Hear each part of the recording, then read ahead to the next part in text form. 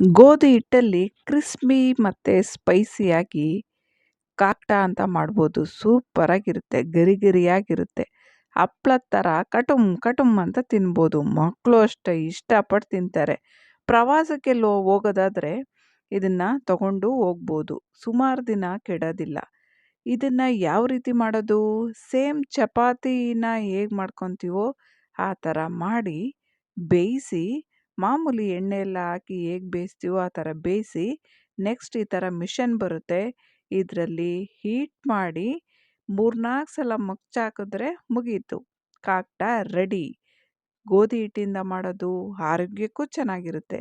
ಸರಿ, ಇದನ್ನು ಮಾಡಾದ್ಮೇಲೆ ನಿಮ್ಮಲ್ಲಿ ಯಾವುದಿರುತ್ತೋ ಖಾರ ಅದನ್ನು ಹಚ್ಬೋದು. ಜೊತೆಗೆ ಫಸ್ಟು ತುಪ್ಪನ ಒಂದು ಕಡೆ ಚೆನ್ನಾಗಿ ಸವರಬೇಕು. ಸವರಿ ಎಲ್ಲ ಕಡೆ ಸ್ಪ್ರೆಡ್ ಮಾಡಾದ್ಮೇಲೆ ಅದಕ್ಕೆ ರೆಡ್ ಖಾರ ಅಥವಾ ಕೆಂಪು ಖಾರ ಯಾವುದಿರುತ್ತೆ ಮನೇಲಿ ಅದನ್ನು ಹಾಕಿ ಸುತ್ತಲೂ ಹರಡಿದ್ರೆ ಗರಿ ಗರಿಯಾದ ಸ್ಪೈಸಿ ಟೇಸ್ಟಿಯಾದಂತಹ ಕಾಕ್ಟ ರೆಡಿ. ಗೋಧಿ ಹಿಟ್ಟಲ್ಲಿ ಮಾಡ್ಬೋದು. ಇದನ್ನು ಮಾಡೋ ಮಿಷನ್ ಇಲ್ಲ ಅಂದರೆ ಸಣ್ಣ ಉರಿ ಮಾಡಿ ಹಂಚಲ್ಲಿ ನಿಧಾನಕ್ಕೆ ಬೇಯಿಸಿದ್ರೂ ಸಹ ಇದೇ ರೀತಿ ಗರಿ ಗರಿಯಾಗಿ ಬರುತ್ತೆ. ಮಿಷನ್ ಇಲ್ಲ ಅಂದರೆ ಮನೇಲೆ ಹಂಚಲ್ಲಿ ಪದೇ ಪದೇ ತಿರುಗಿಸಾಕ್ತಾ ಇದ್ದರೆ ಇದನ್ನು ಮಾಡ್ಬೋದು. ನೀವು ಒಮ್ಮೆ ಮಾಡಿ ನೋಡಿ. ಮಕ್ಕಳೆಲ್ಲ ಖಂಡಿತ ಇಷ್ಟಪಟ್ಟು ತಿಂತಾರೆ. ಸುಮಾರು ದಿನ ಆದರೂ ಕೆಡೋದಿಲ್ಲ.